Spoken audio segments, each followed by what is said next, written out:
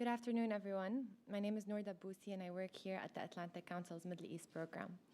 I'd like to start by thanking you all for joining us this afternoon, whether it's here at our headquarters or virtually, for this very important and timely discussion on the United States strategy to address captagon trafficking originated in Syria.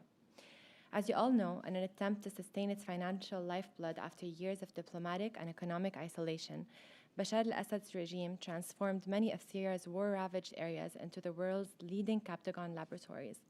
Successfully, the illicit manufacturing and trafficking of this psychoactive drug, estimated as a multi-billion-dollar trade, has allowed the regime to maintain access over foreign currency assets amid international sanctions. But it has also allowed it to strengthen its network with smuggling partners who span across 17 countries, who ensure the export of the drug to further destinations in Europe and Gulf countries. The support of Lebanon's Iran-backed Hezbollah has proved to be a particularly successful partnership, where armed militia groups also oversee local production of captagon and packaging of the pills, and where corruption has enabled the use of public infrastructures like the port of Beirut for exports without any government oversight. With the growing leverage it's providing the Syrian regime, Assad's narcotics distribution infrastructure has become a top health and security threat to neighboring Arab states, but also a growing concern to the United States. While Arab states decided to curtail this threat by resorting to diplomatic rapprochement and the readmission of the Assad regime into the Arab League earlier in May, the United States is pursuing a different strategy. Indeed, on June 29, the U.S. State Department, in consultation with the Departments of Defense, Treasury, Drug Enforcement Administration, Homeland Security Investigations, Office of the Director of National Intelligence, and the Office of the National Drug Control Policy, submitted its official report to Congress, presenting its interagency strategy to disrupt and dismantle narcotics production and trafficking and affiliated networks linked to the regime of Bashar al-Assad in Syria. To delve deeper into what the narcotics landscape looks like in Syria, what the trade of captagon looks like in the region, and to explore the policy challenges and implications of this new U.S. strategy, we are thrilled to be joined today by a distinguished panel that includes Annette Idler, the director of the Minerva Global Security Program and associate professor in global security at the University of Oxford. We have Caroline Rose, who's the director of the Strategic Blind Spots Portfolio at the New Lines Institute, where she leads the project on the captagon trades and the project on post-withdrawal security landscapes. We're also joined by Betsy Dribbin, the head of advocacy for Multi-Faith Alliance, who has decades of international political and policy experience as a practicing attorney. She has worked on policy and advocacy focused on the Syrian refugee crisis and the U.S. resettlement of Syrian refugees. And we're also joined by Yasser Tabbara, who is the co-founder and chief strategist of the Syrian Forum and the chairman of the American Relief Coalition for Syria. He's an international human rights attorney who has served as a legal advisor and a spokesperson for the Syrian interim government, the National Coalition of the Syrian Revolution and Opposition Forces, and the Syrian National Council, of which he is also a founding member. And we are finally also joined by Dylan Frost, who is the Deputy Chief of Staff and Legislative Director at the Office of Representative French Hill. The conversation will be moderated by the Middle East Program's non-resident senior fellow and the manager of our Syria project, Qutaiba Adilbi, and we'll be opening up the floor for Q&A during the last 20 minutes. I will now invite you all to turn your attention to the Deputy Assistant Secretary for Near Eastern Affairs at the U.S. State Department, Ethan Goldrick, who will give our keynote remarks for this event. Thank you. Good afternoon, everybody, and thanks for the opportunity to speak today on this important topic. I'd like to thank the Atlantic Council for organizing today's event. I'm honored to speak briefly with you about the U.S. government's approach in addressing the illicit captagon trade. As you are aware, in June, we published our interagency strategy for combating captagon trafficking. In that strategy, we outlined 4 broad lines of effort to address this threat. First, support to ongoing law enforcement investigations. Second, the use of economic sanctions and other tools. Third, assistance to regional partners and multilateral institutions, and the use of diplomatic engagements and public messaging. Our strategy is focused on two tracks: assisting regional partners in their efforts to combat drug trafficking and consumption, and building coordinated approaches to addressing the regional challenges posed by captagon. We are providing security assistance to Jordan and Lebanon, who are on the front lines of captagon production and smuggling. In Jordan, the United States is helping the Jordanian armed forces strengthen their border security while also helping Jordan's Public Security Directorate reduce the import of illegal narcotics on local communities, the impact of illegal narcotics on local communities. In Lebanon, the Department of State is assisting the Lebanese armed forces and internal security forces to ensure they are able to continue operating and to counter security threats, including those posed by drug trafficking. Although captagon is neither produced nor widely available in the United States, we are concerned about the impact of captagon on the health, economy, and social welfare of communities in the Middle East, especially in Jordan, Lebanon, and the Gulf. We are also looking at ways to address drug demand and consumption. The State Department Bureau of International Narcotics and Law Enforcement, INL, supports global demand reduction programs to integrate substance use prevention, treatment, and recovery with supply reduction measures. These programs could benefit our partners in the region. This threat extends well beyond the Levant, with a network spanning at least 17 different countries, from Germany to Malaysia. So international coordination is absolutely vital, and we are doing that. This past July, Secretary Blinken launched a global coalition to address synthetic drug threats, to confront the alarming threat from synthetic drugs. Not only did the United States, where synthetic drugs are the #1 killer of Americans aged 18 to 49, but also in Africa, the Middle East, and Asia, where tramadol, captagon, and ketamine are wreaking havoc on local communities. Since July, the Global Coalition has reconvened on the margins of high-level events, such as the 78th UN General Assembly. And we are currently setting up working groups focused on key lines of effort to confront this challenge over the next 12 to 18 months. More than 100 countries and international organizations have already signed on, including Jordan, Iraq, Saudi Arabia, and the UAE. And we hope to see more participate.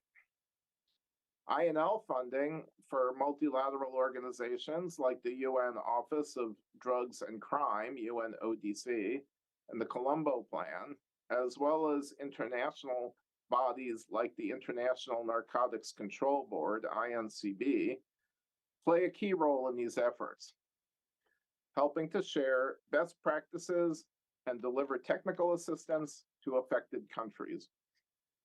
Our efforts to tackle the global synthetic drug trade will also help us to combat captagon trafficking and consumption. But of course, we cannot ignore the central role of the Assad regime and other malign actors in Syria. We are working closely with our Arab, UK, and EU partners, along with the UN and the Syrian opposition, to advance a political process to resolve the conflict in Syria in line with Security Council Resolution 2254. These efforts include diplomatic coordination to press the Assad regime to curb its role and that of others, like Hezbollah's affiliates, in producing and trafficking captagon. At the same time, our sanctions and other tools, such as visa restrictions, remain important avenues to restrain those who are involved in producing and trafficking captagon. We believe continued coordination on sanctions with our UK and European partners will help to press for accountability for the regime's abuses and constrain the regime's ability to profit from the conflict in Syria. The Department of State is working closely with the Treasury Department and other interagency partners on these efforts. Finally, I would be remiss if I did not mention the critical role you all play in addressing this multifaceted threat. I want to thank you for bringing greater attention to this issue, convening events such as today's discussions to look at the challenges and offer paths that the international community should take in confronting captagon trafficking. Thank you again for this opportunity, and we look forward to future conversations with you. Thank you very much. Thank you so much, Des Goldrich. I want to thank our panelists for joining us today for this great lineup, and I want to thank you for joining us in person and online. Welcome to the Atlantic Council. My name is Qutayba Edelbi. I'm the director of the Syria project, the Atlantic Council. I want to start immediately with the conversation. Since the reduction of hostilities in Syria in 2020, we've seen increased activities of captagon trade and sending shipments or shipments that have been caught in different countries in the region. I want to start with you, Caroline, considering kind of like that shift, because for many people, when we think about Syria, we think about the conflict itself, how things has been going, the lack of political process, how things are jumped up at the UN Security Council, normalization now. But we don't think of really like the Syria-originated captagon more than like a Syria problem. I think many hear about captagon figure, okay, like Syria is a war zone. Yes, for sure there will be captagon. Looking at Syria, from your own perspective and your research on the topic for a few years now, how has been this trend of captagon developing in the last few years, especially in this second decade of the conflict? What has been the most important trends that you've seen? And before you start, I want to actually also thank our partners in this event, the New Lines Institute and the Syrian Forum for co-organizing and helping put this important event together. To you, Caroline. Of course. Well, thank you so much. It's great to be here, particularly with an excellent panel of experts and folks that have been raising the alarm bell about the captagon challenge in the Middle East. I would like to say that the captagon trade absolutely should not be viewed in isolation when it comes to how it relates to the local security landscape and public health and economic landscape of Syria. It is a transnational and now trans-regional illicit challenge, and it should be interpreted and, of course, countered in that exact fashion. We've seen the captagon trade expand beyond the Mediterranean in the late 2010s, from 2017, 2018 onwards. And now we are starting to see real concrete evidence of captagon, not only trafficking, but also production, begin to embed itself in Europe, in countries like the Netherlands, in countries like Germany, in Austria, as well as in Africa as well, in places like Libya, in Chad, in Nigeria, in Somalia. There have been recorded trafficking incidents and also seizures. So it's extremely important not to look at the captagon trade as a Syria-specific problem or even a Levant-specific problem, but a problem that is targeting destination markets existing already in the Gulf region, but then also trying to create and carve out new destination and consumption markets in other easily and more vulnerable landscapes, using transshipment sites across the Mediterranean coast and even as far as mainland Europe, as well as Africa and in the Middle East, to really try and exploit new methods of trafficking and expand the trade for alternative revenue streams. And I think that we've seen that. I think that while captagon still overwhelmingly continues to stem from Syria, we're starting to see its expanded reach, and quite quickly. Thank you, Caroline. And I want to remind actually our audience that I know always with our discussions here, sometimes we get heated in the moment. We forget about our audiences in person and online. So I want to remind you, you can ask any questions you have. Go to askac.org. That is askac.org. Post your questions there. I'm not going to actually delay all the questions until the end. So mid-session, I'll take some of your questions to be able to engage with you as much as possible. With that in mind, I want to move to you, Anat. Caroline mentioned basically how captagon is not only like a Syria problem and how it has been expanding to the region and Europe. From your own research and work on global illicit networks, how does captagon fit within the supply chain of organized crime and illicit networks?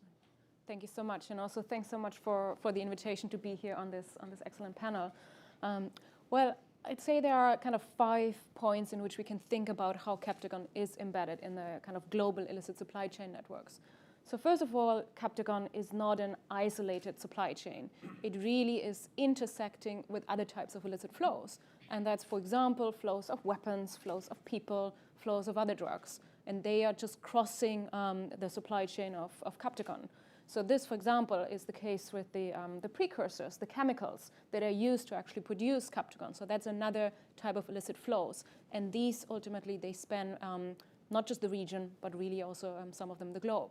The second factor that is important is that these supply chains are usually not just managed by one particular group or one actor.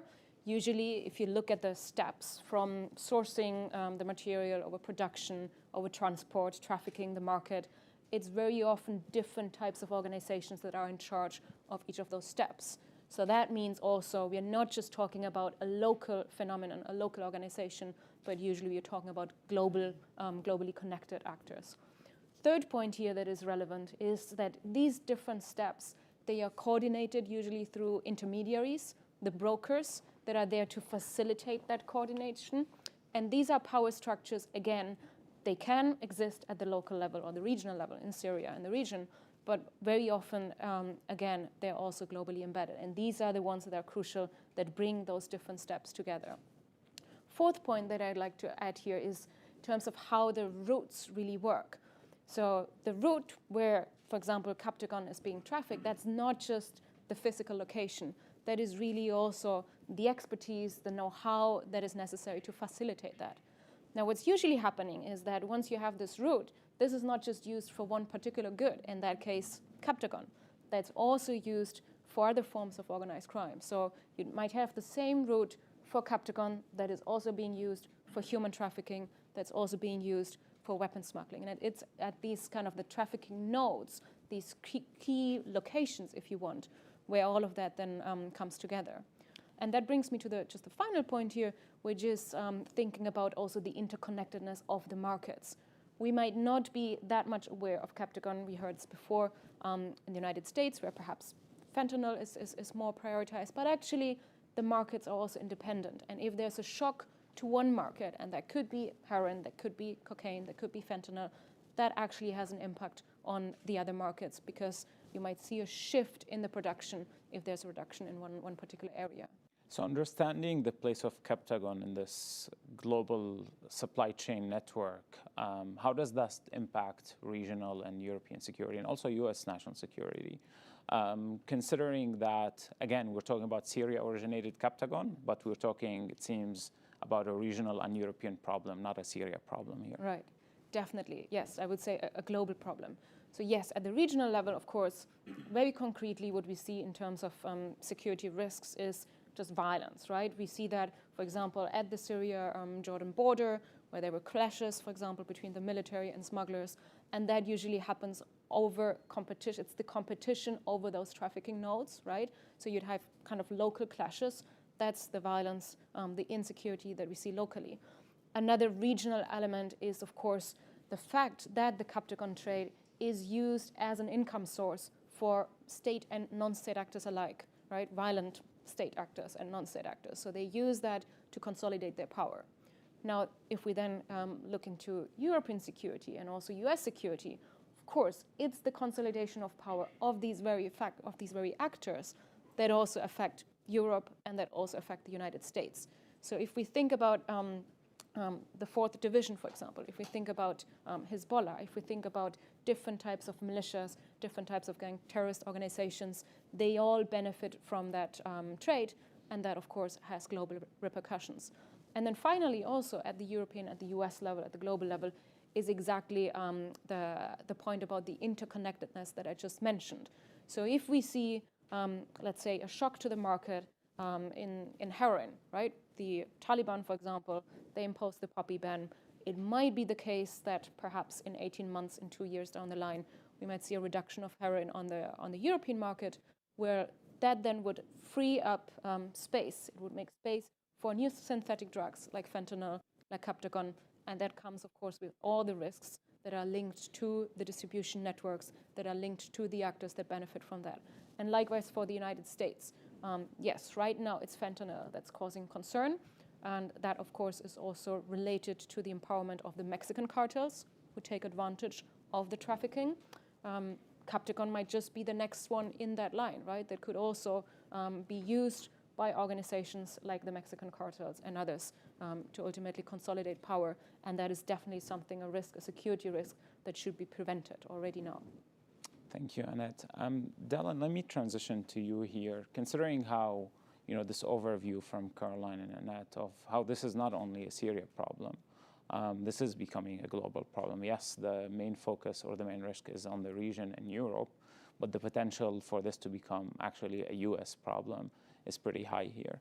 The Office of Representative French Hill, where you lead the legislative work, has been taking the lead on captagon specifically, asking for the interagency strategy in the first place.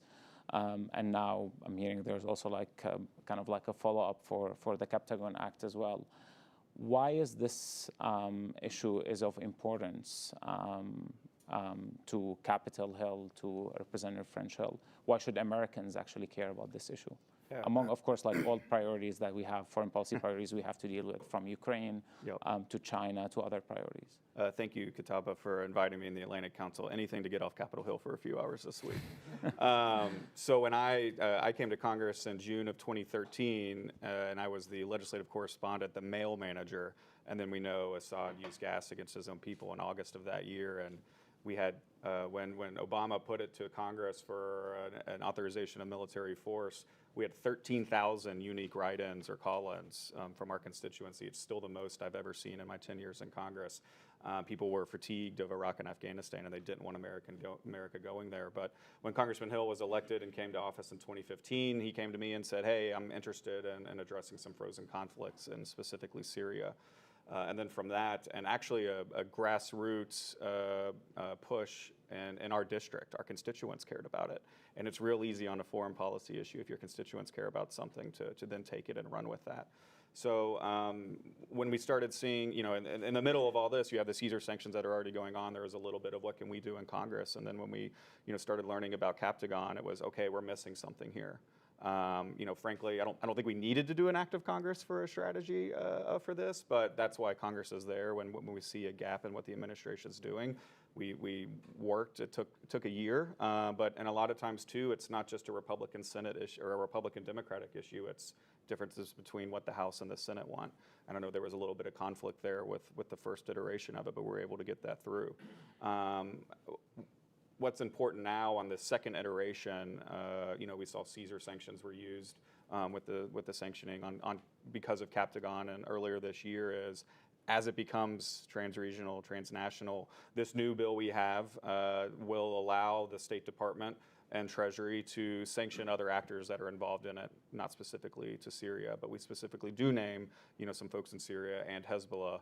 And to that point, open source, we know pretty well that Hezbollah has been involved in the Western Hemisphere, and that it, could come to the States. One small, part of that bill that I got to be involved in that was really interesting of watching the, House Legislative Council go through with us on the right way to word it, to if it does get signed into law, that we're covered under the Controlled Substance Act here in the U.S. Because it is the chemical composition can change, and to make sure we're covered if it ever does come here. That was a really interesting take, and making sure we had that correct. Betsy, thank you so much, Dylan. On the same note, so you've worked with Multi-Faith Alliance, a US-based organization.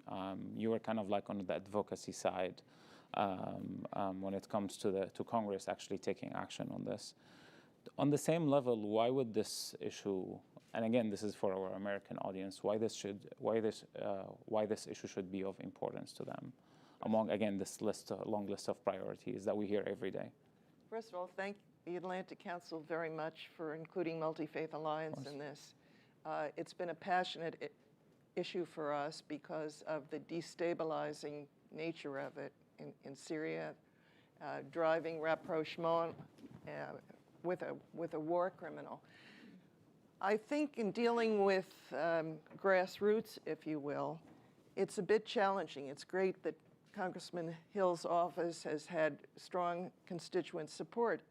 I would say it's a challenge because human nature being what it is, you look at the issues that are right in front of you. Fentanyl, oxy, you see people every day. It may be family members, it may be friends, heroin. And captagon is a little bit in the future or far away. But the fact is that there are two reasons to focus on this. One is globalization, and the other, frankly, is self-interest. Because all it takes is a little bit of chemistry knowledge and a scale to produce captagon. We're seeing that synthetic drugs are really very much in fashion. The marketing of this drug has been very appealing. Colors change, the markings of it change. You hear people say, well, you don't get addicted to it. You take it for a little bit of time to focus, or if you are hungry, you pop a pill, but very quickly you become addicted to it. So the hope is that that attitude is changing and more of a grassroots pressure will be on the administration and the Hill to support bills like Congressman French Hill's bill. One thing which is quite positive is the medical community in America is beginning to take note of captagon. They had paid no attention to it, and you're now seeing reports for doctors, EMT people, that this is a drug you should be aware of. It's highly addictive. It has some strange side effects, heart irregularities, blood problems, depression, intense anger. So now that the American medical community is taking a look at it, hopefully it'll also drive greater interest for constituents to say to their legislators, we need to be behind Congressman French Hill's efforts. And frankly, even in terms of the US policy, the report itself was a good beginning and was offered in a timely way, but I would contend, unfortunately, that the malign actors are playing chess and we're still playing checkers. We need to be more nimble and somewhat more sophisticated in addressing something which has Syria in the lead, but we also have Iranian militias, we may have mafia involved. It is a big one. Thank you. Yeah. Thank you, Betsy. Yasser, we're talking about captagon now as a policy issue, clearly, but as if I, remove my, Syria expert hat, I would ask, why are we talking about policy solutions for an organized crime issue? What are the challenges in the first place in terms of doing accountability for captagon that pushed us to actually be where we are right now, having a policy conversation about an organized crime issue? And also, what are the jurisdiction limitations in the U.S. System that would actually prevent us from having more accountability solutions to this problem? Thank you, Qtaiba. Thank you, Atlantic Council. We're very happy at the Syrian Forum to be co-organizing this great event with the Atlantic Council and New Lines Institute. In fact, as a Syrian NGO, we're, I think, one of few Syrian voices, along with Multi-Faith Alliance and our friends at Syrian American Council, American Coalition for Syria, that are bringing this issue up front and starting to talk about it in a more in-depth and serious way. And our angle to this comes from two places. One, our work and our concern on the general security architecture of the region in general, because within the Syrian Forum we have a think tank program that focuses on regional security issues and their implications on the political process and where Syria is going at large. But also our interest in this topic stems to a great deal from our desire to see some form of accountability implemented within the Syrian context. As you know, that the Syrian regime and other major human rights violators within the Syrian context have gone with complete impunity almost over the past decade, over a decade. And from our perspective, it is time for that to change. Captagon being a very serious issue, as we heard, a global issue, an issue that has implications on not only the region, but Europe and potentially the United States, is something that needs to be looked upon from an accountability standpoint. And so we decided to look into this issue in more detail and commissioned our legal team to do some research on,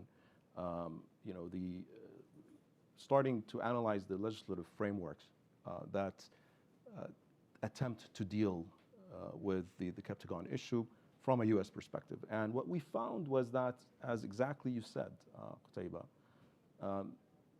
all of these frameworks fall short from, addressing the most valuable and the most usable tool, which is, some form of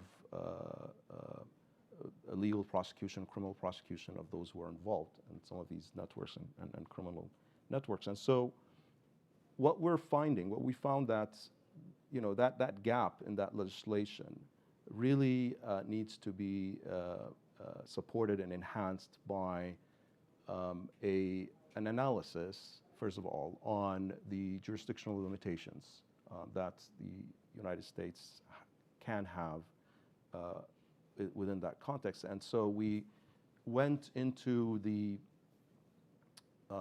this whole question of narcoterrorism cases, the whole issue of narcoterrorism and the prosecutions that have been actively pursued by the United States to tackle, the issue of drug cartels in Central and South America.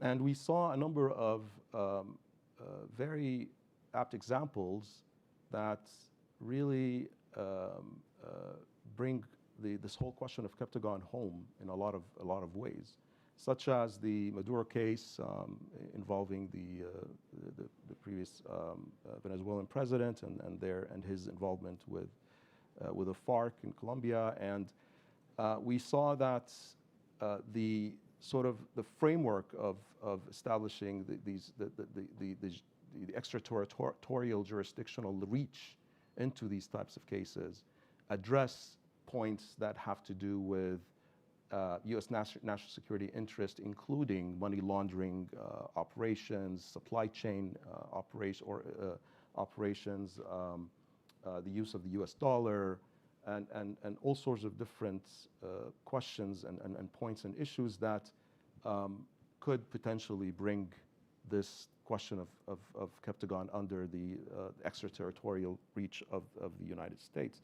However, we also found that there are some, serious research gap issues that need to be filled in order for us to establish these connections and these networks. Right now, what gaps? I mean, right now, for example, we have, the New Lines Institute, Caroline, has been pioneering this type of research along with Karam Sha'ar.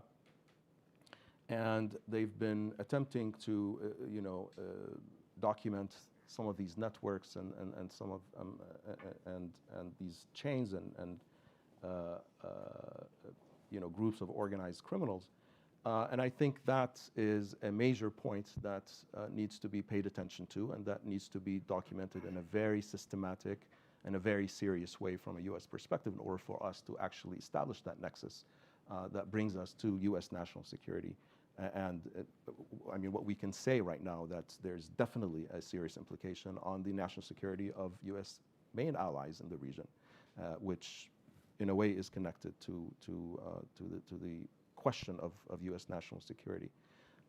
But these are the types of issues that need to be invested in more in order for us to cover some of these research gaps. Thank you, Yasser. I'm going to take a couple of questions from our audience.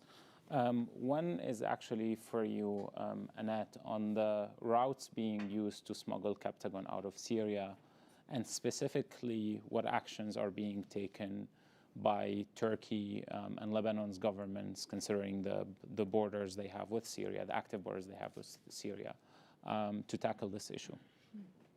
Well, thanks so much for the question from the audience.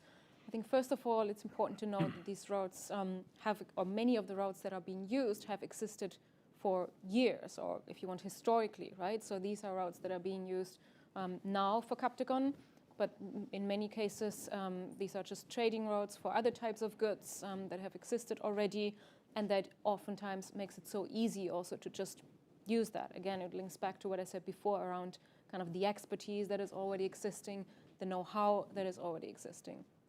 Now, in terms of what is being done, it's really hard to kind of, I guess, as was mentioned, to kind of understand really what the actual actions are, because there are so many research gaps.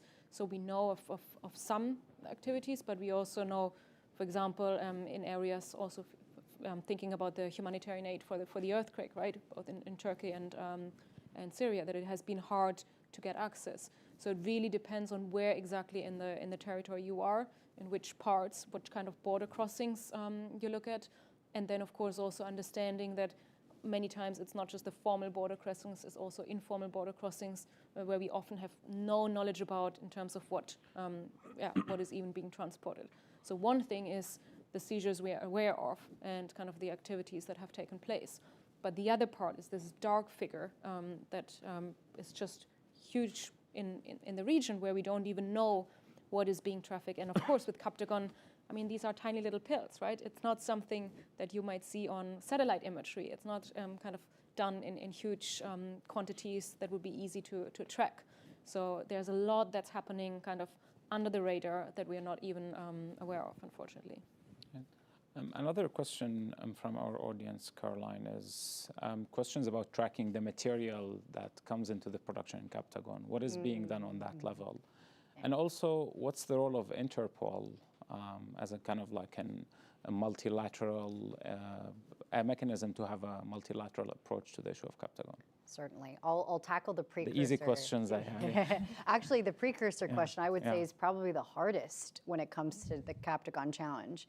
Because instead of tracking from when a shipment is seized or when you identify a trafficking network or you arrest a dealer and tracking it backwards to where it was produced, it's also very helpful to identify what's being used in captagon, not only from a law enforcement and intelligence perspective, but then also from a healthcare perspective. Because, and I think that someone mentioned this before, one of the biggest challenges with captagon is that we don't have a real definition of what it is anymore. It's no longer the original formula that was introduced on licit markets in the 1960s to 1980s. It's now a mishmash, an interpretation of a synthetic amphetamine-type stimulant, sometimes without amphetamine at all, and it depends on where you're producing it and who's producing it. So, and because they're also producing it most of the time in Syria's wartime economy, the availability of a lot of these resources, it's scarce. So because of that, they have to identify different sources of precursor materials.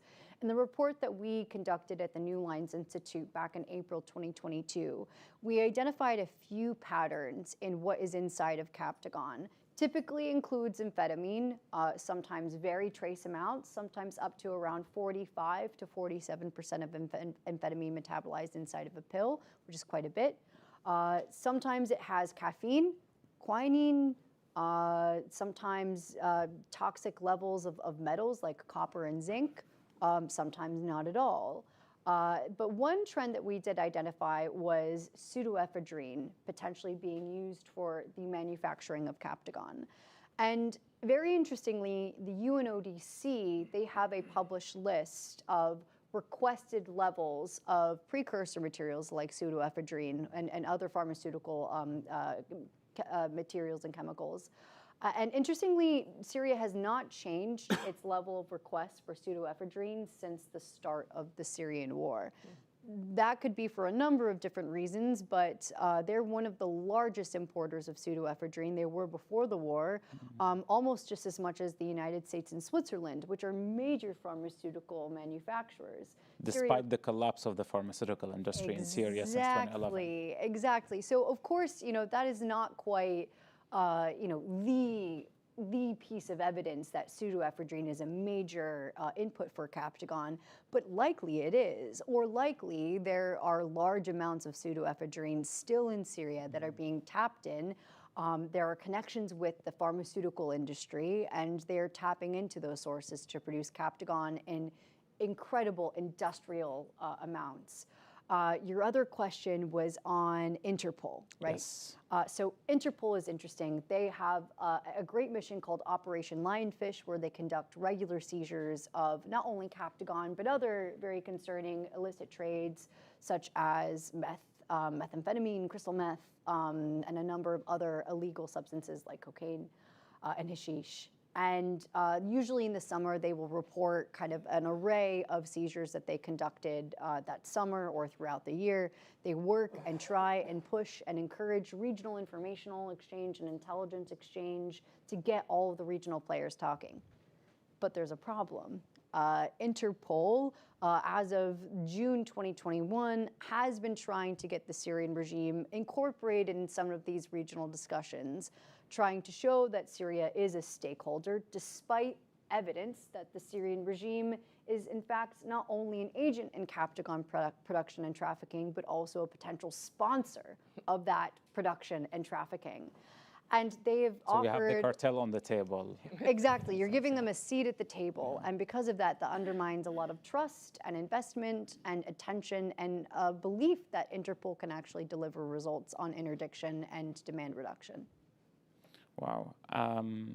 Yasser, related to the point that Caroline mentioned, I think specifically on the role of the Syrian state in sponsoring in the production itself. We've seen a collapse in the pharmaceutical industry since 2011, not because of the result of the war itself, as in many of the industrial areas being a war zone between the Assad regime and the rebels, but also we've seen an increased role of Iran itself in making sure that post the kind of reduction of hostilities in Syria in 2018 and 2020, that the pharmaceutical industry in Syria has not revived.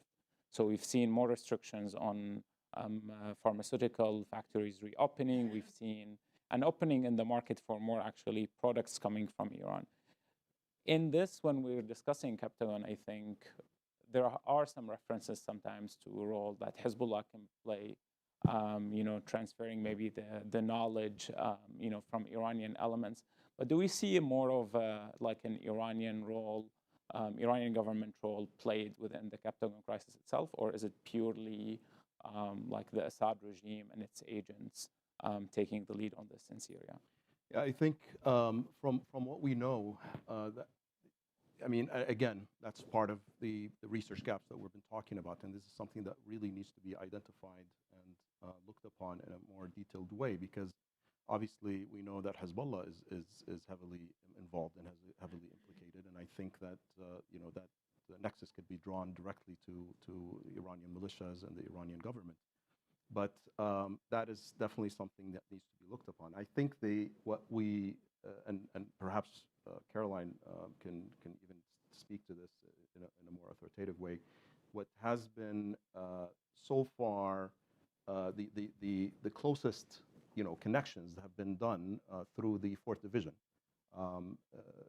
led by Maher Assad, the brother of the Syrian president, Bashar, the head of the regime.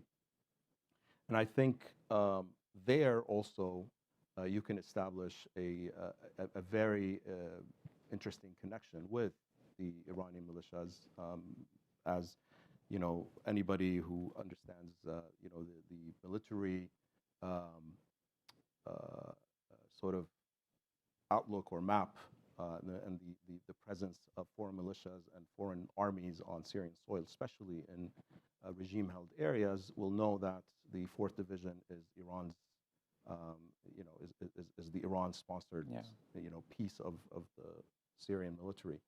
And so I think, again, I mean, this is a field that requires a lot more investment in terms of research, in terms of documentation and evidence gathering. And that can come through several ways. One of them is for us to encourage our allies who have conducted countless, you know, captagon busts and arrests, whether it's the UAE, Saudi Arabia, Iraq, Jordan, to encourage them to basically hold public prosecutions of some of these, you know, arrestees. And till, you know, today, none of these arrests resulted in any public prosecution. And I think that's extremely important in order for us to, you know, delve into the you know, due process usually produces or pushes us to, you know, document and to put a lot of these issues on the table. Of course, there are, you know, political implications that we can talk about,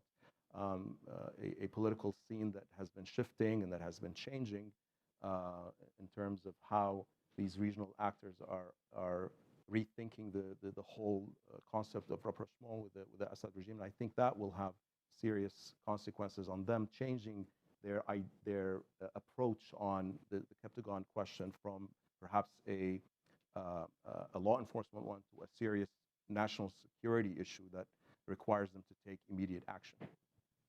Thank you, Yasser.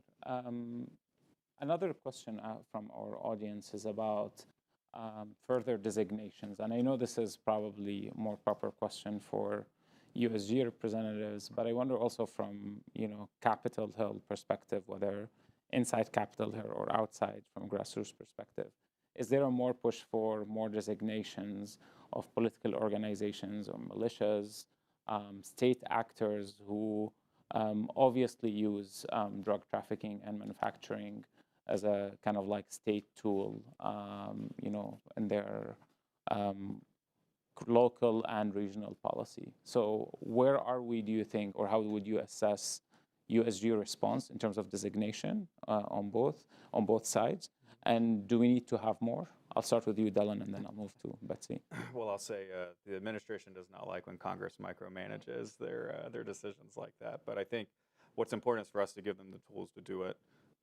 We engage with the administration when we're writing legislation to give them new sanctions authority on how they would use that. What other parts of law does that already touch or affect? And I think for now, you know, we only got the strategy a couple months ago, and we're a few months in, and you know, I think you'll see those coming at some point. But from an open source perspective, I can't talk about. You know, I don't know what is going on, you know, over in Treasury and State, but I know, you know, from at least Secretary Goldrich's office and over at Treasury, this is a priority, and I think especially the timing of the sanctions that we did in March of doing those with the UK was a much bigger deal than, you know, if you were just a common watcher, that the press release was together, they timed it the same day. I think that's a pretty big deal. Betsy? UK has been a very strong ally of ours in this fight. It has taken a lead in it and also worked with the EU on it. I think that's critical because of the global nature of this. I wanted to just make one point apropos, that Iran's involvement in this is highly sophisticated. They have provided the all-terrain vehicles, the night goggles, the bulletproof vests. They have provided a lot of the sophisticated military equipment, which allows the Syrians to dodge enforcement. Very important role. Thank you, Betsy. Caroline, let me transition back to you. And again, I think the elephant in the room here is the US strategy as a response to this crisis. How do you assess, and I know, as Dylan mentioned, you know, the report came out just a few months ago, But it wasn't a report as in, this is a new strategy, this is what we're going to push for. It was more of, this is what the US government is doing to address this issue. So again, I think the implementation, maybe it's not too early to judge whether the implementation is working or not. A lot in this strategy has focused on how do we work with the regional partners, again, to have more of a multilateral approach to the issue. How do you assess so far, like the regional response to the crisis, and where can the U.S. basically step in to improve the response to captagon, Syria-originated captagon trade? Certainly, I think it's extremely important, and I do think that the strategy that came out in June was extremely comprehensive. It addressed not only, of course, supply of captagon, but the demand side as well. So it was hitting multiple different sides, both sides of the coin, really, of the captagon coin, so to speak. And because of that, I think that as we look ahead, it's going to be extremely important in a strategy to address not only the supply and demand, but also continue to create venues to push for additional reports, additional intelligence gathering efforts, investigations even, following the money, looking through trials and prosecutions of suspected captagon traffickers and producers, and following those different networks and continuing to convene spaces where governments and stakeholders can have a seat at the table and communicate in a frank environment, in a safe environment, the different intelligence that they have gleaned. Because I think that overall, and I think the strategy will make a dent in this, but overall there has not been a concerted effort to share intelligence about captagon and about seizures and about suspected traffickers. And because of that, you have a very fragmented approach in the region. For example, the Jordanians, they have been very much engaged in the fight against captagon, and they've even conducted strikes into southern Syrian territories on suspected captagon trafficking networks. They have a lot of information to share, but unfortunately, it's not really being shared in any sort of trustworthy way with other regional partners. There have been working groups that have been created, but some of them involve the Syrian regime directly, and because of that, that hinders these frank and honest conversations and initiatives that are required for any sort of comprehensive and effective interdiction effort. Additionally, I will also say the region needs a more frank conversation about what's driving consumption in the first place. We're seeing millions of captagon tablets flow through the borders with Saudi Arabia, the borders of the UAE, et cetera, in the region. And because of that, there needs to be an investigation. There needs to be a more honest conversation and trust created between these governments and their constituents about what is driving captagon consumption. Is it socioeconomic conditions? Is it, are they related to particular reforms? Are they related to lack of recreational opportunities? Is it because of, seeking alternative livelihoods? There are so many different drivers that I think really need to be explored. And unfortunately, the stigma around drug consumption and demand in general, I think has prevented that conversation. So instead of dealing bilaterally, from the U.S. perspective, instead of dealing bilaterally with each country and each law enforcement effort, there needs to be a framework put in place that would allow those different, because I think from an outsider perspective, when you hear that captagon is an issue for the Arab Contact Group, Syria Arab Contact Group, you would assume there must be like a working group happening on the regional level in Amman, in Cairo, in Abu Dhabi, dealing with captagon as one of those main items in the contact group discussions. Yeah. But there is not. There is not. There, of course, are regional law enforcement mechanisms. There's now a working group between Jordan, Iraq, and Syria. You have this at a very fragmented level, but I don't think that there's a lot of momentum, and I don't think it's consistent. So yes, I do think that there needs to be a multilateral framework or a mechanism that's introduced to the region that not only provides advice and exchange of expertise, but also an exchange of intelligence and resources. For example, access to laboratories to test captagon tablets when they're seized. There needs to be greater access to these sorts of forums. I think that we also don't need to reinvent the wheel. I think that the State Department just recently, they introduced the Global Coalition to Combat Synthetic Drugs. Captagon absolutely falls within that category, and there could be working groups that are established around that coalition to shepherd that through. So I think that the United States has plenty of tools, especially now with the strategy in place to address this. Yeah. I'm glad you mentioned actually the Global Coalition to Counter Synthetic Drugs, because this is a good segue. I want to ask you, Annette, on how do you see, so this is, we were talking about how US can approach the region specifically, but earlier we said this is not only a Syria issue or regional issue. Clearly this is becoming a global issue, and as you said, as other drugs leave the market, this will open up for captagon, whether it is in Europe or eventually in the US.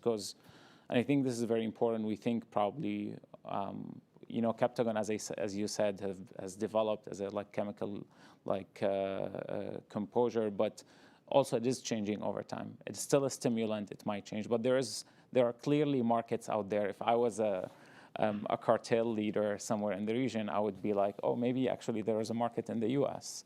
If you go, to different college campuses here, students buy an Adderall pill for $20 or $30 per pill. So again, if I was just sitting in the region, I'd be like, oh, what about that actually unexplored market in Northern America of 350 or 400 million potential market. So going back to how we can address this, what's the global framework needed here? Is the global coalition that Secretary Blinken announced is the right framework? Is there another framework that we can utilize to make sure, we have a coordinated response? Because again, this is not only in the region. When we have laboratories, as Caroline said, in Germany, in Netherlands, shipments being caught in Greece and Italy and other places, then clearly the southern hemisphere of Syria is not the only problem here. Right. Thanks. Yes, it's definitely a global issue, and that's also why we definitely need global responses to that issue. I think the Global Coalition against synthetic drugs is great. I mean, we need to wait and see to what extent that actually will have an impact as well. It's important to, first of all, of course, raise awareness about that issue, and this is definitely something that is happening through that, right? Something that I've been working on the war on drugs for a long time. We've published a book on transforming the war on drugs, and that's one of the key issues that we highlighted there, right? That we need to move on and think not just about cocaine and heroin, we also need to think about the new synthetic drugs and what to do about them specifically. So I think in that sense, it's really, really great. But I think there's still much more that can be done and that needs to be done. And that links back, again, to the the interconnected nature of those different supply chains. So right now the strategy is focused on captagon, which is important, which is great, but it's not an isolated chain. As I said before, it is interconnected with other flows. What does that mean for our responses? Well, it means that we can't just have, let's say, counter-narcotic strategies in silo, isolated from strategies against human trafficking, against weapons trafficking, because ultimately they fit together. It's great that we have the data bank on precursor chemicals, and that's something, for example, that is linked to captagon, that is forming part of that, and other multilateral instruments as well. But trying to expand beyond that and really also add to the strategy an element of thinking through how this can be dealt with holistically, right? So that you can, for example, share intelligence not just on captagon, but actually share intelligence on the routes, share intelligence on the trafficking nodes, where we know that several different flows converge, and share intelligence on different types of organized crimes that are all interlinked. This is really key here. But I'd like to just add here that this is all just, let's say, a coercive measure, right? We're talking here about law enforcement, we're talking about intelligence sharing, but much more needs to be done also in terms of people-centered approaches. Ultimately, there are so many local communities that are involved. There's so many local people that are co-opted, for example, by criminal organizations, that are just there because they don't have any other livelihood opportunities, that might be forced to help with the smuggling, that might be forced to also just provide information, intelligence, that might be forced also to help in the production. Now, what do we do about that? How can we add transformative measures to those coercive measures. That's another key component, and that's definitely something that I think the US needs to pay attention to, that also internationally, the international community needs to pay attention to, because ultimately we're not just talking about the kind of the political economy of the trade, we're also talking about what I call in my work the moral economy of the trade, which means that for local people, well, they might find it completely fine to actually be involved because that's a way of making a living. They don't even see that as something illegal, right? It's not necessarily something bad. We need to understand those perceptions and need to understand where these people come from. That also has implications for measures to disrupt the supply chain. Because yes, if we focus on disrupting the supply chain, if we stop the captagon trade in certain areas, that can have side effects on those local community members as well. We might take away actually livelihoods. That doesn't mean that the captagon trade is something positive, but it has implications on those local communities, and that can fuel grievances. That can fuel grievances against outside actions that we need to be aware of. And the same with regard to preventative action. We need to understand now where those vulnerable communities are. We need to understand now where in the future there might be room for the illicit economy, and make sure that we prevent this now by providing alternative opportunities. So it's kind of combining both. It's first of all understanding that coercive measures are not enough, that we need to invest more in people-centered approaches, transformative approaches, but then secondly also it's understanding the interconnectedness, because as you said at the beginning, there are lots of actors who will take advantage of that, right? We've seen that with the Mexican cartels. They were first taking advantage of the cocaine trafficking. Now they're taking advantage of the fentanyl trafficking. It's just a question of time that another type of crime comes in, and that's just one actor out of many. So again, no easy solutions, but more focus on we can't really ignore the root causes. Again, whether we're talking about Syria or Lebanon, we're talking not only about a collapsing economy, but almost a collapsing state itself. And that maybe, I don't know how fragile or not, or strong or not different states in the region are, if that issue is not solved in Syria or in Lebanon. The potential for other states to get involved in this is pretty high. Right. And that Can I just add to that? It's not just at the state level. Here, I think it's really important to zoom in on regional and local levels, right? Because you might have a strong state, but actually there are certain areas, usually it's marginalized regions, it's border areas where the state is not that present, where this is exactly the place where criminal organizations take advantage of that situation, that they're just not in the spotlight and can be easily co-opted. Yeah.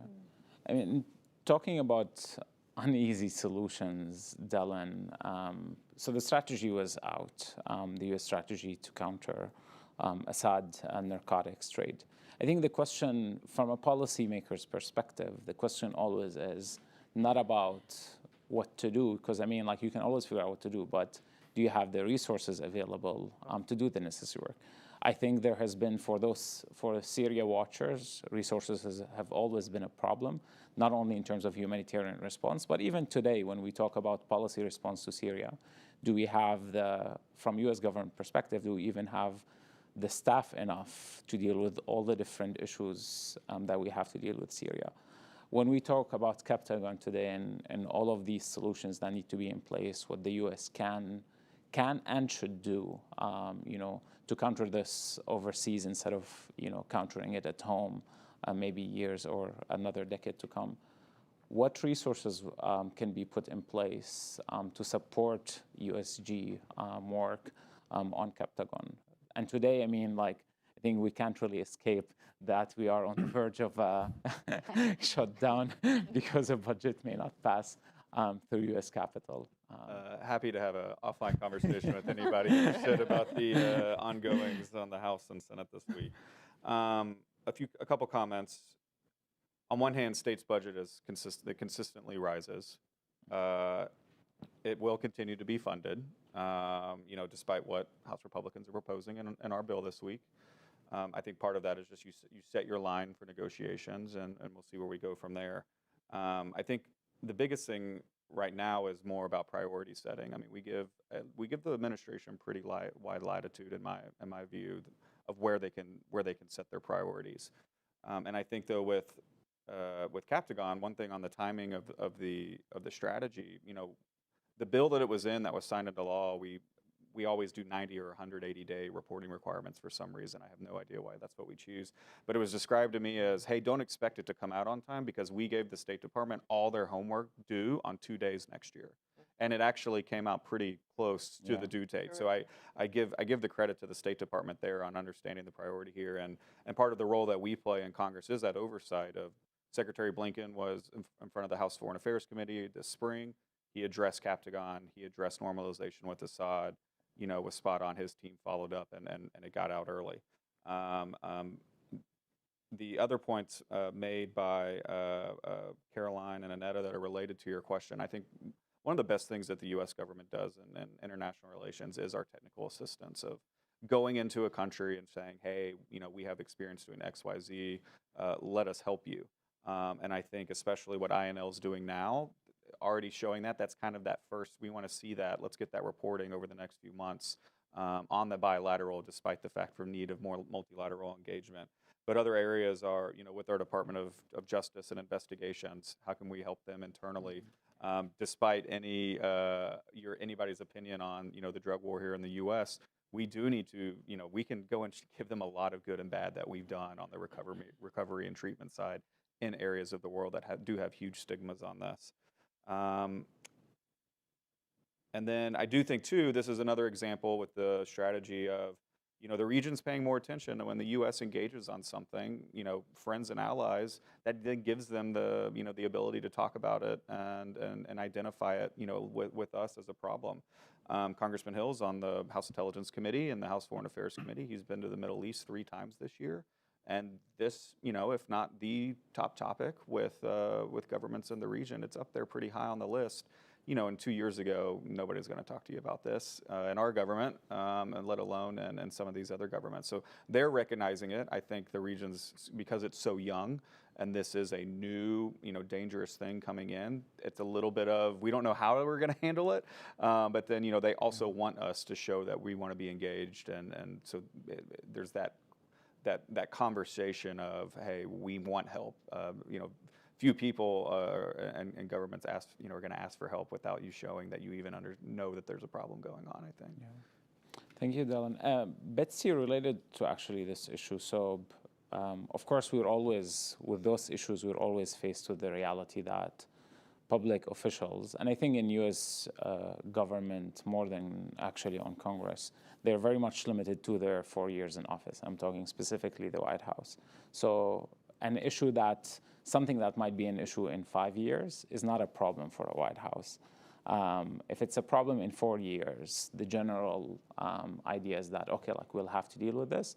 But if it's an issue that the next president will have to deal with, maybe this is not a priority. From an advocate perspective, and again, this is also related to captagon, we talked about how there's a potential U.S. market here for captagon. So there's also potential for a national security threat also for the U.S., not only for what those illicit networks can carry, but also, again, for another drug problem that we will have to face here at home. How do you deal with that from an advocate perspective, pushing for those kind of more medium-term goals for both public officials, but also for American constituents? Well, actually, part of it is what Annette, she talked about the moral implications, but I would add the health implications. Even if you cut off this drug, you have the captagon addicts, and the State Department report did touch upon the health implications looking at it, but there is no protocol for dealing with captagon addiction. And for example, in Saudi Arabia, they estimate that 40% of the youth have a captagon addiction. That's a pretty high number. Even if captagon were to end tomorrow, you have the addiction problem, and you have addicts in all of these countries, often youth, but not necessarily only youth, and that presents its own problems. As we've seen with fentanyl addicts, oxy addicts, they've got to get their drugs, they've got to get something. So the implications, the crime implications, the national security implications are not just way in the future. We have an addiction, a global addiction problem, and there is no cure for this. And one of the things that we should be looking at immediately is working with the medical communities and coming up with protocols, because the treatment facilities in the Middle East are somewhat modest at best for other drugs. They tend to look at it as a criminal problem, not as a health problem. But if you consider the amount of addiction from captagon, how it grabs hold of you very quickly, you take it for a bit and it seems like you can get off of it, but you really can't. The health implications are a global problem, and that needs to be looked at. So it's not as if the next administration can deal with it or down the road. The problem is here and now, and it may also be coming our way, as was pointed out. Yasser, I want to take back the conversation to the source of the problem itself. We've been talking a lot about the regional, implications, European implications, even implications on us here at home. But let's actually not forget, who's the source of this main problem. We're talking about the Syria-originated captagon crisis. And mainly this is a state-manufactured or sponsored trade. You mentioned the research about the role of the 4th Brigade, about Maher al-Assad's role in facilitating the trade itself, the brother of Bashar al-Assad, the president of Syria. What accountability mechanisms are in place to hold Syrian government officials, starting with the president and moving all the way down, to hold them accountable for this crisis we see? And what gaps do you think are there in terms of enforcing those accountability? And I know this is not an easy question. There's a long list of crimes and war crimes and human rights violations and states violations, treaty violations. The list of violations that the Syrian government has been committing on so many legal levels it doesn't end, to be honest. So considering, and let's admit our failure in holding the Syrian regime or the Syrian government accountable for all of those violations, is it easier to hold them accountable for captagon? And what could be done there that we couldn't do on the other side? Excellent question. I mean, look, the legal community, if you will, that has been looking into these issues of holding such a regime accountable, for committing these just very long list and various list of horrendous acts, has gone to the conclusion that let's find any entryway into this, because going through, for example, the International Criminal Court and some of the most sensical and logical forums and tribunals is just not possible, and it's been politicized. It's been vetoed by the Russians and the Chinese over and over again, and that's not a possible entry point. And so you see Syrian and other international lawyers talking about using the Convention Against Torture as an entry point into some form of accountability, and this is, we see that unfolding now. Actually, in the next couple of weeks, I think the first hearing is going to take place at the International Court of Justice. Obviously, it's not a criminal tribunal. It doesn't, it's not going to hold any specific individual accountable, but it is at least an entry point into achieving, or at least recording, any sort of measure of accountability against such a regime. And so we believe that captagon is another example of a possible entry point, and that is not being utilized, not being looked upon seriously enough from from a criminal responsibility point of view. It's been looked upon through policy, sanctions, and law enforcement perspectives, but it hasn't been looked upon within that particular lens. The entity or the party that can move that conversation in the most serious way forward is the United States. I mean, it is, at the end of the day, a country that has a long history in dealing with drug cartels that are well beyond its borders, and that we have been able to establish that required nexus in order for us to prosecute abroad. But what I would say that we still have tools that we're not using, including, and again, this goes back to a research gap and the need to invest in some of this information. I wouldn't be surprised to see, people who hold U.S. citizenship who are involved in as some form of intermediary in any of these supply chains or organized criminal networks that reach all the way to Central South America, that are involved in the captagon trade and the network of that ecosystem.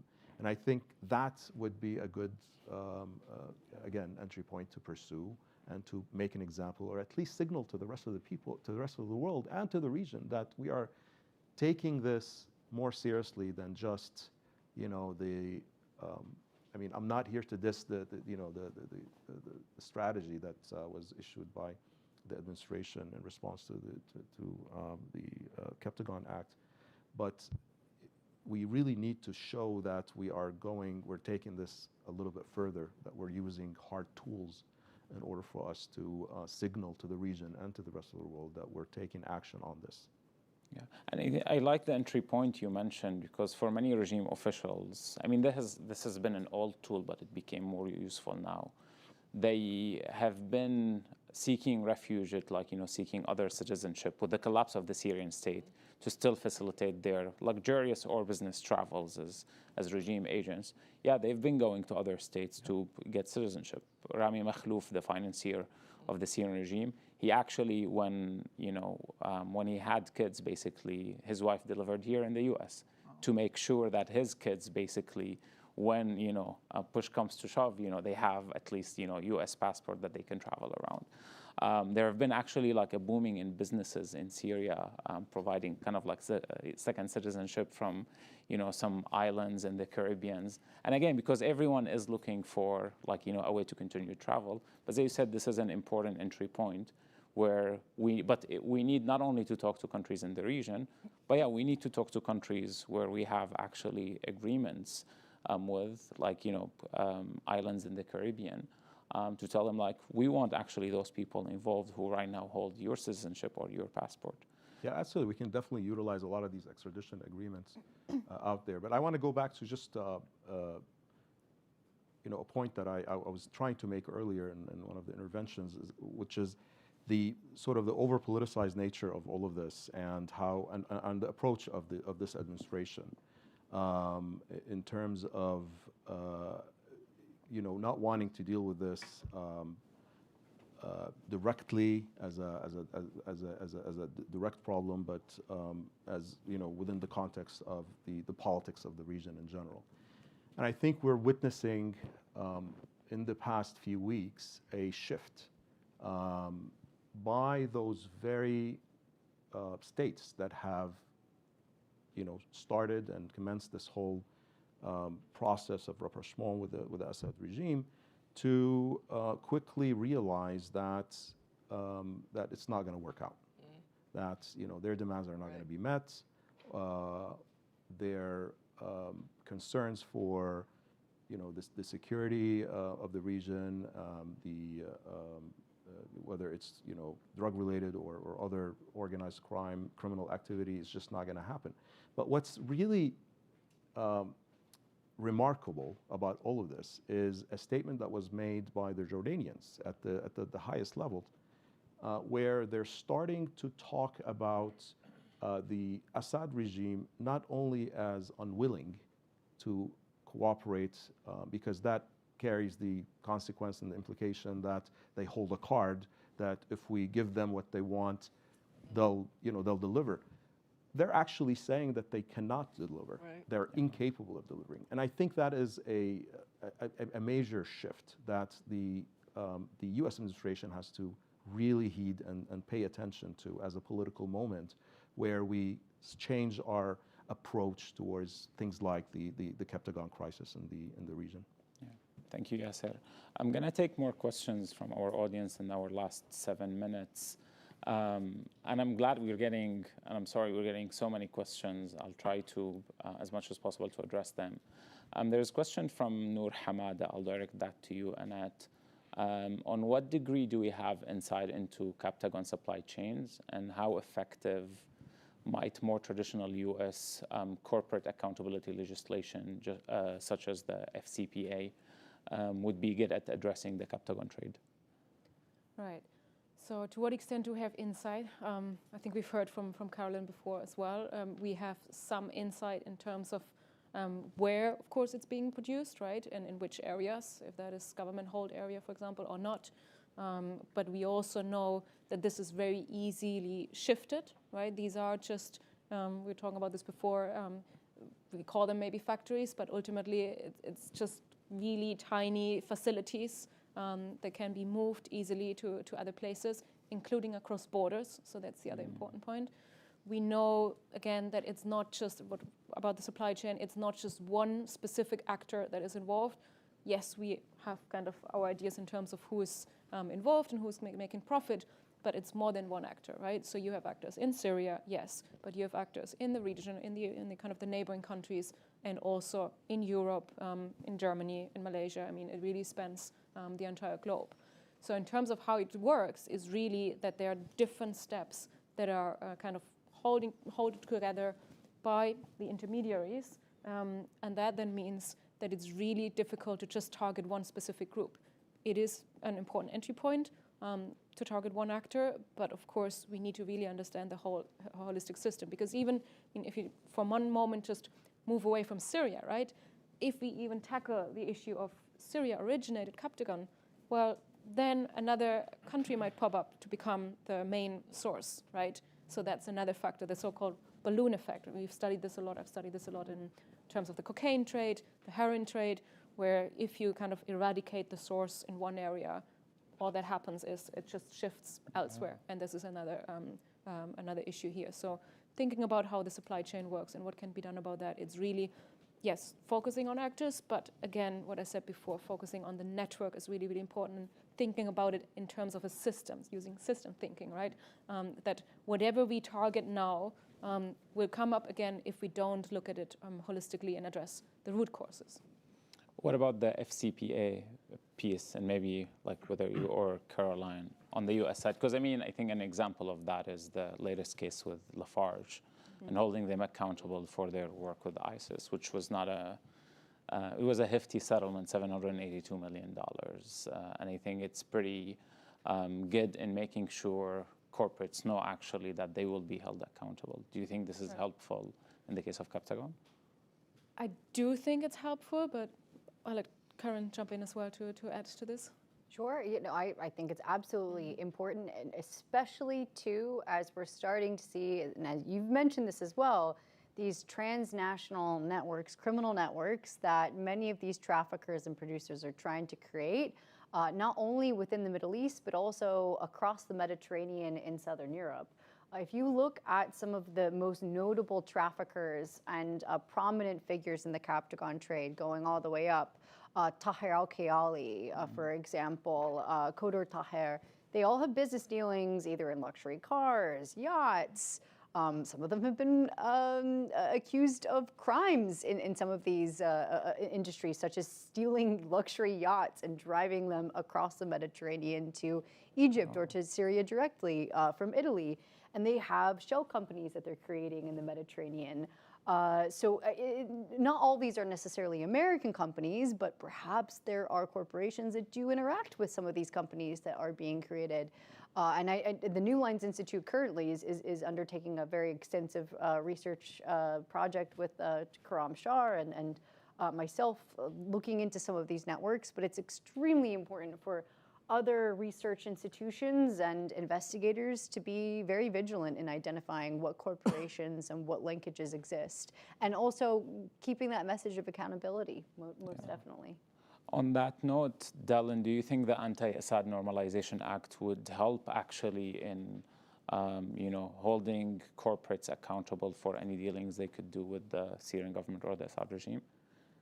I think it would show a good signal. I'd have to go back and review the specifics of the bill, but I know there's some issues that are worried. People, coalitions that are worried about how, if that bill was signed into law, how it would affect the humanitarian side of it.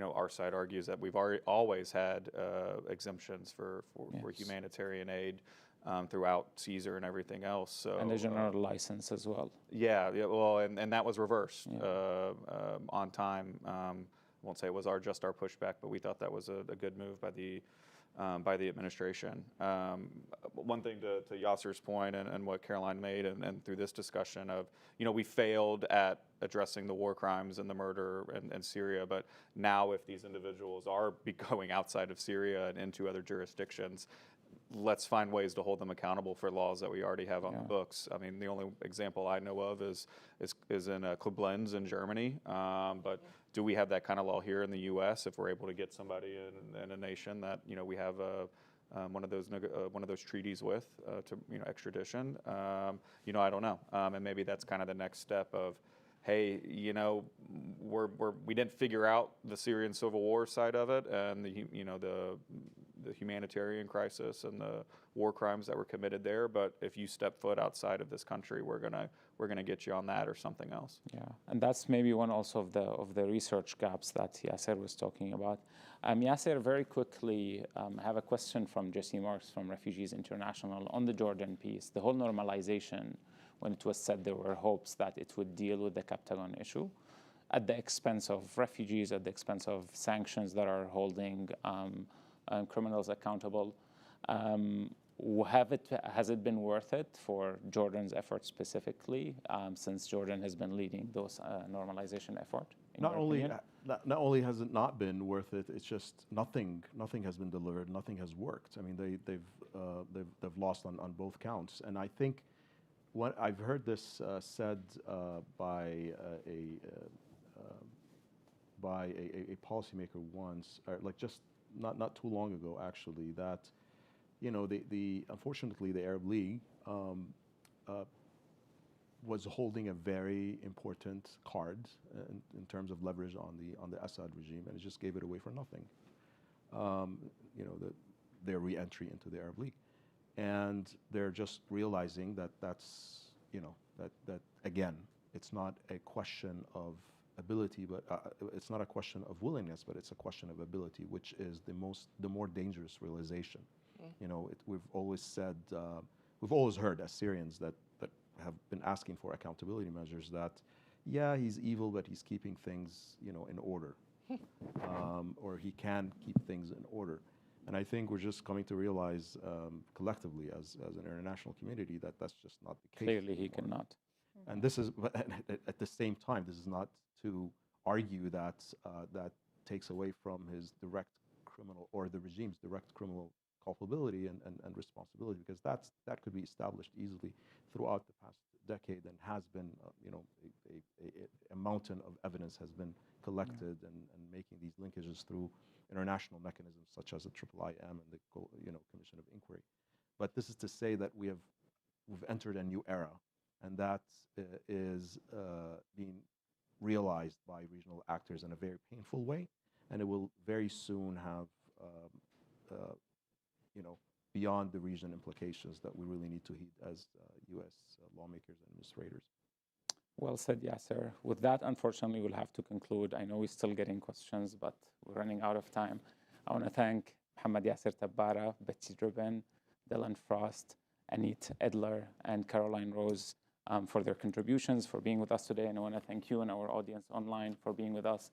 Please follow our speakers on social media, follow their institutions and the offices they represent, follow their research and their work, and follow the Syria Project and the Middle East programs of the Atlantic Council. Thank you again, and hope to see you in future events. Thank you so much. Thank you.